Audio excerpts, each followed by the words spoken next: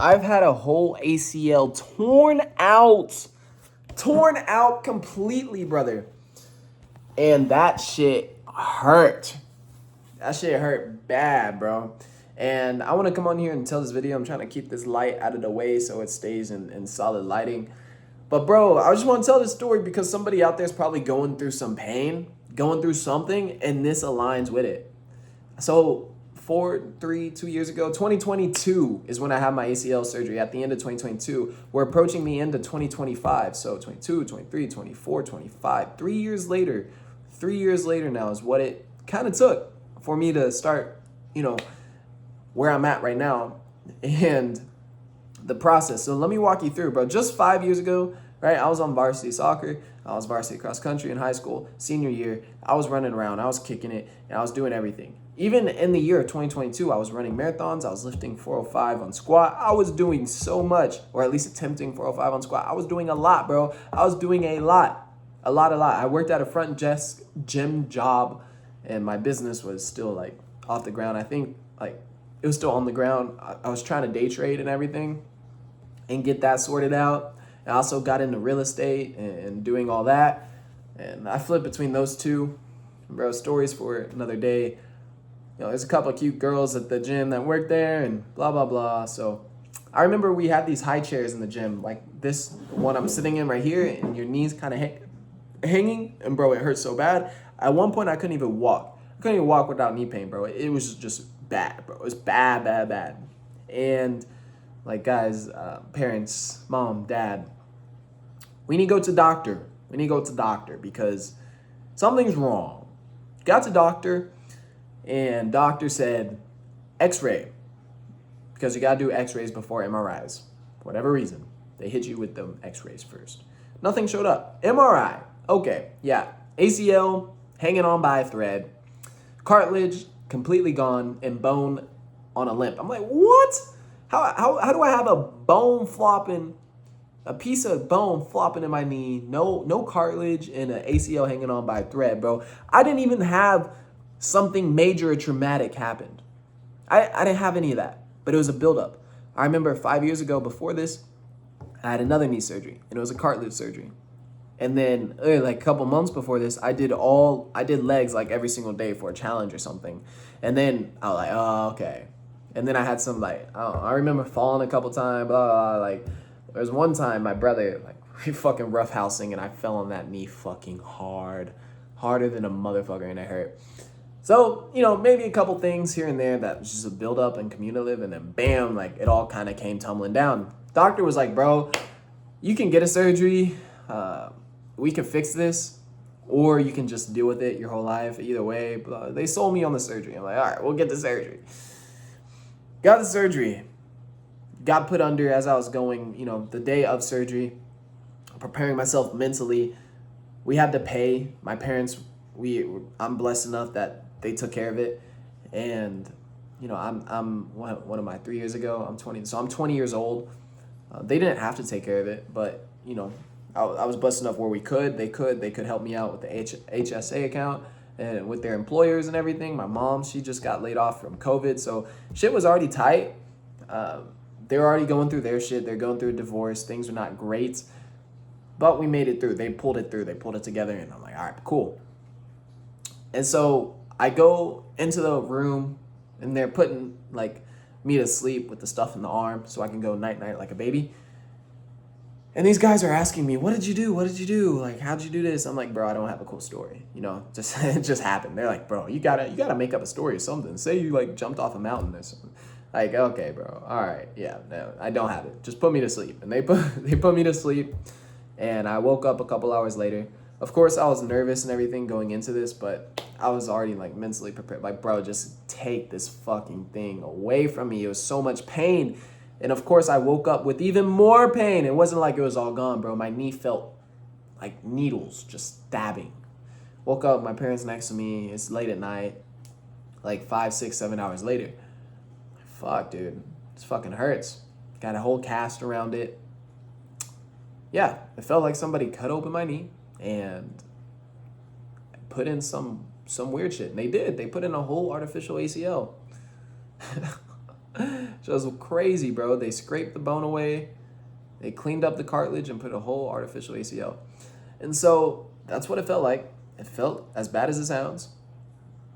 And they offered me the option of crutches and a walker. I'm like, bro, I don't know how to do crutches. Just give me the walker. It seems easier.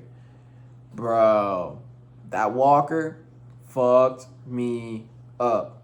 All right? Like, more than... It messed me up bad, okay? More than you think. More than you think, bro. If you have the option, always do crutches. Always do crutches.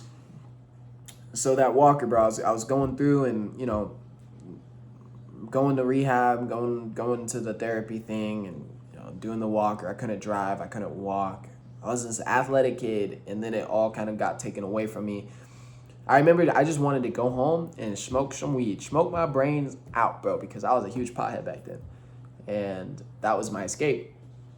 And of course, that's what I went home and I did. Went on my little walker to the back of the shed, sparked up. And yeah, bro.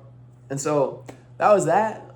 My parents going through their shit and everything. Shit was not pretty. I had to sleep on the couch. I remember crying myself asleep because my bed was all the way upstairs. I couldn't walk up the stairs.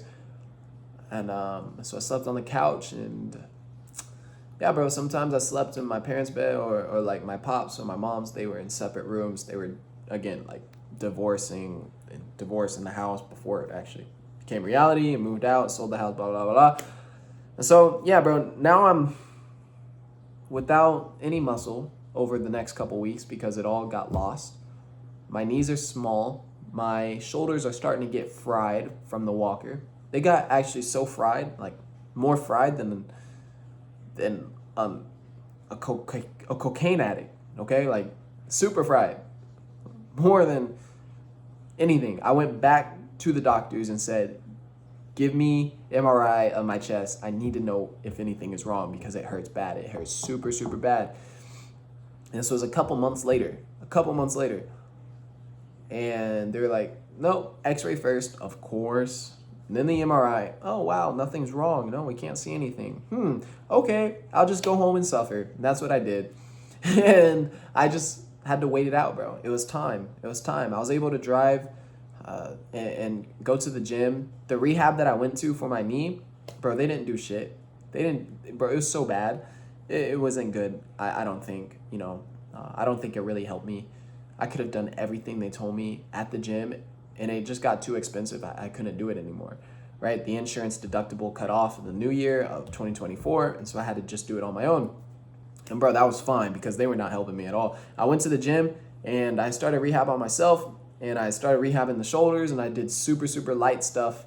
I still have the workouts tracked that I did, and bro, it was like super light rehab stuff, and I was just trying my best to build my body back up so I can go work and at least like do something, bro. And sure enough, bro, my knee got better and started healing up.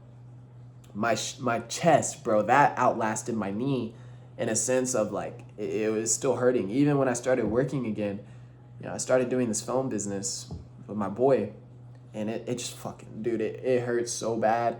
I was still trading in the morning, trying to wake up and trade on my charts, but dude, dealing with everything. I remember putting this like cream, this numbing cream, and it was just awful, bro. Awful. And for months, bro, I didn't bench. I was a skinny, weak little kid, weaker than Mr. Like, just weak, bro. I was super weak, super skinny, super like a little 12-year-old, okay? Mr. 12-year-old. I was that tiny. Lost all my muscle mass, lost everything, got lost in bad habits, and just needed to work on myself and get back up. And that's exactly what I did over the next couple of years. Fast forward now, to 2025, at the end of 2025, a couple years later, I've dropped a lot of the bad habits that I used to have. I rebuilt my muscle. I am able to bench, 225 for reps. I'm able to push myself, play soccer, run. Of course, my knees aren't perfect. They'll never be perfect, but that's okay. I'm learning to strengthen the muscles and the joints around them. It's just constant improving on myself. and I'm in a much better position than I was back then.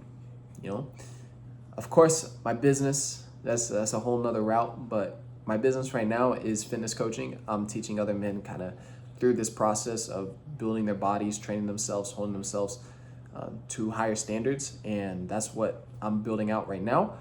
I have a couple guys in the program. If you're interested in it, DM me on Instagram. I'll have my Instagram link down below. But yeah, boys, this is a journey. This is a process. It's a short 10-minute story, and just to show that, bro, if you're going through it right now, you're not the only one. All right, I guarantee you, there's other people going through it, and you need to break out. Just break out. Okay, start where you are, plant your feet, and continue to move. All right, and that's what I got for you today. All right, so I hope the story put a smile on your face, and I hope it also brought you some insight. I hope you could use it. I'll see you on the next video, guys. Till then, stay dangerous.